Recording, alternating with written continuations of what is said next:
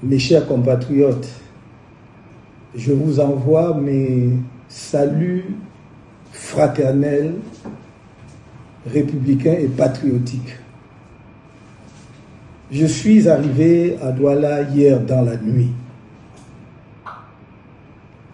Je dois vous dire d'emblée que, en accord avec nos camarades sur place, nous avions informé les autorités en charge du maintien de l'ordre de la ville de Douala de la date effective de notre arrivée et des étapes de notre séjour à Douala ce dimanche, suivi par notre départ vers Yaoundé.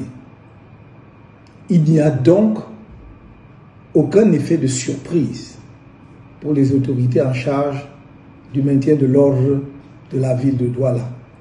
Nous avons été totalement transparents et nous avons voulu que cela se fasse de façon républicaine, avec leur accompagnement, avec leur encadrement, parce que nous sommes profondément attachés à la paix dans notre pays. Mais depuis ce matin, et probablement depuis hier soir déjà, le lieu où je suis descendu à Douala est entièrement bouclé par les forces de maintien de l'ordre.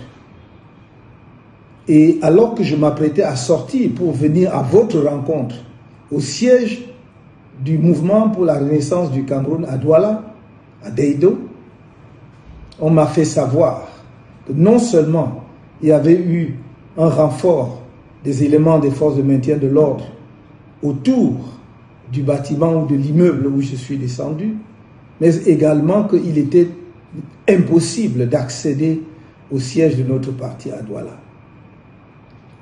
C'est un comportement que nous avons du mal à comprendre. Parce que manifestement, il ne s'agit pas d'un souci de maintien de l'ordre. Car si tel avait été le cas, le seul fait que nous-mêmes nous ayons porté spontanément toute l'information à la connaissance des forces de maintien de l'ordre aurait dissipé toute inquiétude par rapport au risque de dérapage. Au demeurant, jamais les citoyens camerounais qui, à chaque fois que j'ai fait un déplacement ici ou ailleurs, sortent massivement pour venir à ma rencontre, jamais ces Camerounais n'ont créé le moindre incident. Depuis 13 ans que le mouvement pour la renaissance du Cameroun existe. Alors la question se pose, que veut-on exactement de nous? Il y a environ 2 ou 3 ans, on m'a expulsé de la ville de Douala comme un citoyen du monde sans attache avec le Cameroun dans mon propre pays. Et voilà que cette opération se renouvelle aujourd'hui. Je dois dire que on nous a rapporté une information suivant laquelle la plus haute autorité de la région du littoral aurait demandé que nous quittions la ville sans vous rencontrer. Et nous avons dit à ces personnes de bien vouloir demander à monsieur le gouverneur de nous faire tenir son arrêté interdisant notre présence dans la ville de Douala, l'interdiction pour nous d'aller et venir au Cameroun.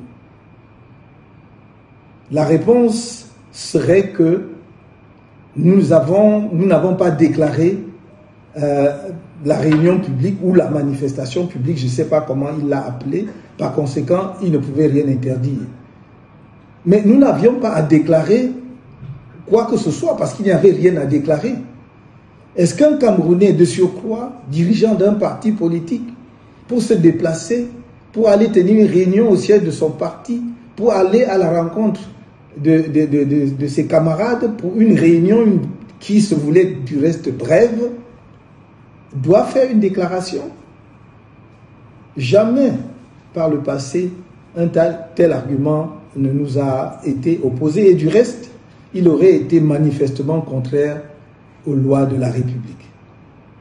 Nous voulons donc dire aux autorités de la région, de la ville, qu'il est inutile de créer la tension entre les Camerounais.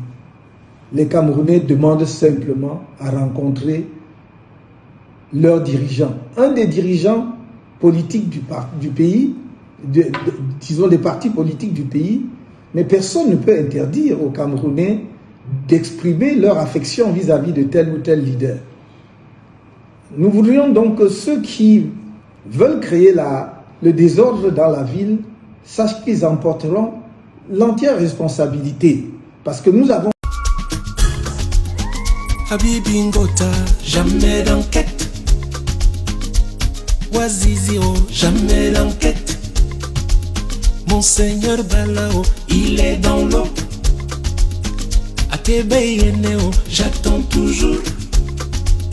Mais dès que Kanto sort, il y a enquête.